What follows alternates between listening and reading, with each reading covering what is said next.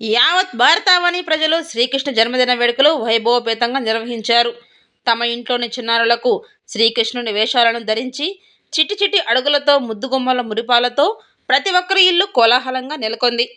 అందులో భాగంగా నెల్లూరు జిల్లా ఇందుకూరుపేట మండలం డేవిస్పేట పాగవారిపాలెంలో మనబోలు ధర్మతేజ్ శ్రీకృష్ణుని వేషధారణతో అందరినీ అలరించారు. జ్ఞాన నిర్మలాదేవి గోపిక వేషధారణలో దర్శనమిచ్చారు.